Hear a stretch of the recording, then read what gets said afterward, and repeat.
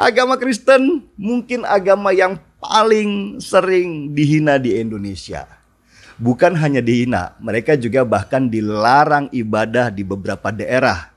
Dan karena terlalu seringnya ditekan itulah umat Kristen kemungkinan besar menjadi apatis. Ntar kalau dilaporin kita kena masalah lagi. Begitu pikir mereka.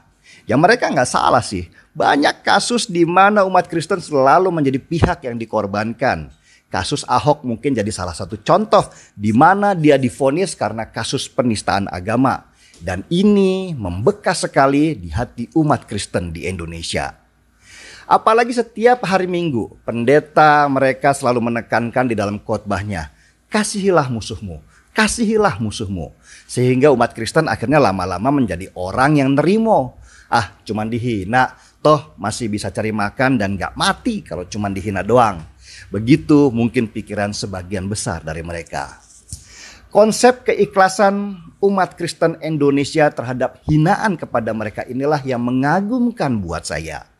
Hinaan terhadap agama bukan lagi sesuatu yang penting. Yang penting adalah prestasi di dalam hidup di dunia. Persis seperti apa yang mereka yakini. Kalau pipi kananmu ditampar, berikanlah pipi kirimu. Bukan saya mengunggulkan agama Kristen itu lebih tinggi dari agama lain. Tetapi setidaknya konsep itu bisa kita pelajari supaya kita tidak terlalu reaktif atau bereaksi berlebihan ketika ada orang yang menghina agama kita.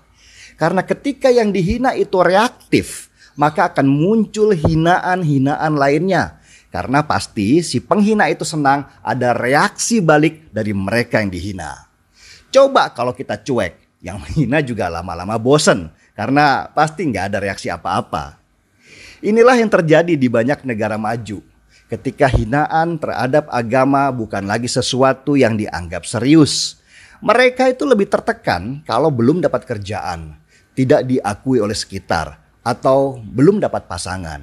Masalah agama itu urusan pribadi dengan Tuhan. Gak usahlah diumbar-umbar di media sosial. Dan karena itulah mereka akhirnya bisa berlomba-lomba di dalam teknologi, saling berkompetisi siapa yang duluan bisa ke Mars, saling sikut menyikut di arena balap yang prestisius, juga saling mencari kejayaan di bidang ilmu pengetahuan.